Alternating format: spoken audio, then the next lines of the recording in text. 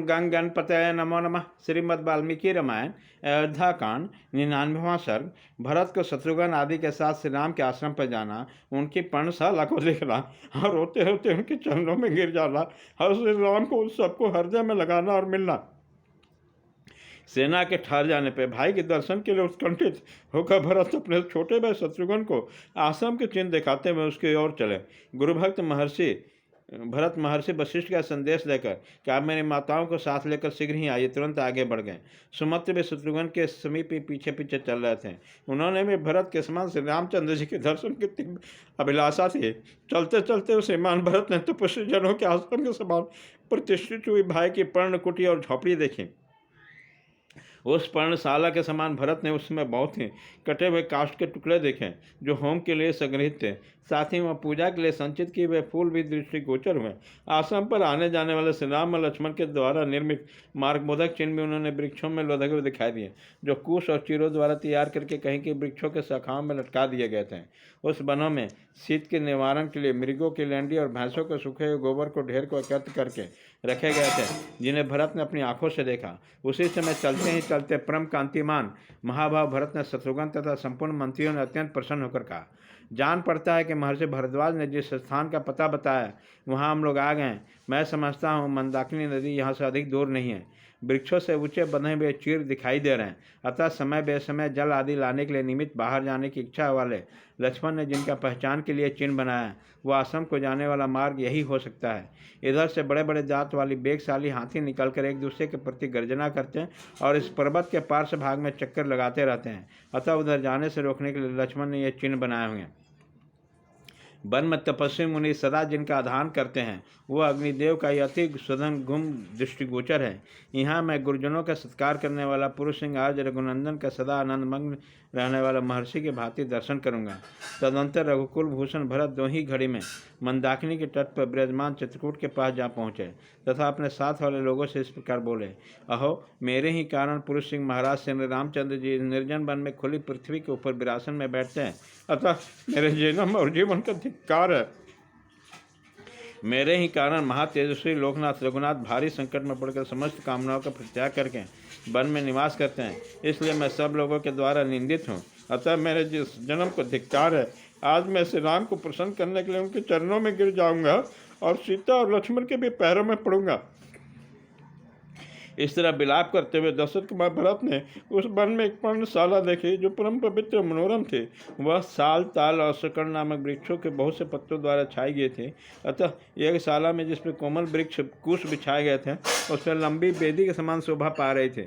वहीं इंद्र के समान बहुत से धनुष रखे हुए थे जो गुरुतर कार्य करने में समर्थ हैं, जिसके पृष्ठ भाग में सोने से मढ़े थे, जो बहुत प्रबल तथा शत्रुओं को पीड़ा देने वाले थे। उस पर्णकुटी की बड़ी शोभा हो रही थी। वहीं तरकोशों में बहुत से बाण भरे थे जो सूर्य की किरणों के समान चमकीले और भयंकर थे।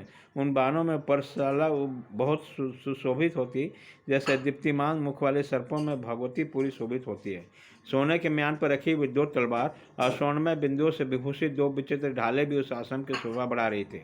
वहाँ गौ के चमड़े से बने हुए बहुत से स्वर्ण जटिल दस्ताने भी टंगे हुए थे, जैसे मृग सिंह की गुफा पर आक्रमण नहीं कर सकते, उसी प्रकार वो पर्णशाला शत्रु समूह के लिए अगमय और जय थे। श्री राम के उस निवास स्थान में भरत ने एक पवित्र विशाल बेदी भी देखी जो शान कोण की ओर नीचे थी, उस पर अग्नि प्रज्वलित हो रही थी। पर्णशाला की ओर थोड़ी देर देखकर भरत ने कुटियों में बैठे पूज्य भ्राता श्री राम को देखा, जो सिर पर जटामंडल धारण किए हुए थे। उन्होंने अपने अंगों में कृष्ण मृगचरम तथा चीर एवं बलकल वस्त्र धारण किए हुए थे। भरत को दिखाई देकर श्री राम पास ही बैठे थे और प्रज्वलित अग्नि के समान अपनी दिव्य प्रभा फैला रहे थे।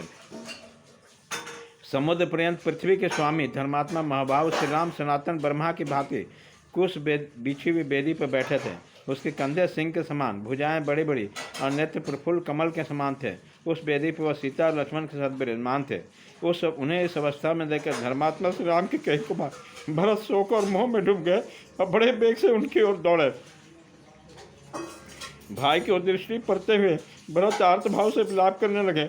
वह अपने शोक के आवेग से धैर्य रोक न सके और आंसू बहाते हुए गदगद वाणी से बोले, हाय जो राज्यसभा में बैठकर प्रजा मंत्री द्वारा सेवा तथा सम्मान पाने योग्य है, वही मेरे बड़े भाई भ्राता से राम यहाँ जंगल पशुओं से घिरे हुए बैठे हैं। जो महात्मा पहले कई सहस्रों वस्त्रों का उपयोग करते थे, अब वह धर्माचरण करते हुए केवल 2 मृगचरण धारण करते हैं। जो सदा नाना प्रकार के विचित्र फलों को सिर पर धारण करते थे, वे ही श्री रघुनाथ जी इस जटाभार को कैसे सहन करते हैं। जिनके लिए शास्त्रोक्त विधि के अनुष्ठान द्वारा धर्म का संग्रह करना उचित है, वे इसमें शरीर को कष्ट देने के प्राप्त होने वाले धर्म का अनुष्ठान कर रहे हैं। जिनके अंगों की बहुमूल्य चंदन से सेवा होती है, उन्हें मेरे पूज्य भ्राता का शरीर कैसे मल से सेवित होगी। हाय, जो सर्वथा सुख भोगने के योग्य है, वह श्री राम मेरे ही कारण ऐसे दुख में पड़ गए हैं। ओह, मैं कितना क्रूर हूँ, मेरे इस लोकनंदिक जीवन को धिक्कार है। इस प्रकार विलाप करते करते भरत अत्यंत दुखी हो गए और उसके मुखार मन पर पसीने की बूंदें दिखाई देने लगी। वे श्री रामचंद्र जी के चरणों पर पहुंचने के पहले पृथ्वी पर गिर पड़े। अत्यंत दुख से संतृप्त हो महाबली राजकुमार भरत ने एक बार दीन वाणी में आर्ज का पुकारा, फिर वो कुछ न बोल सके। आंसुओं से उसका गला रूज उठा। उसे श्री राम को देखकर आर्ज कहकर चीख उठे। इसके आगे उनसे कुछ बोला न जा सका। फिर शत्रुघ्न ने रोते रोते श्री राम के चरणों में प्रणाम किया और श्री राम ने उन दोनों को उठाकर छाती में लगा लिया। फिर वह नेत्रों से आंसुओं की धारा बहाने लगे।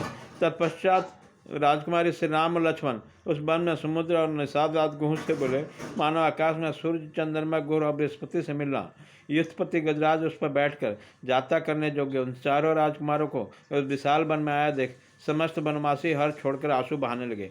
इस प्रकार श्री वाल्मीकि निर्मित रासरामायण आदि काव्य अयोध्या कांड में 99वां सर्ग पूरा हुआ।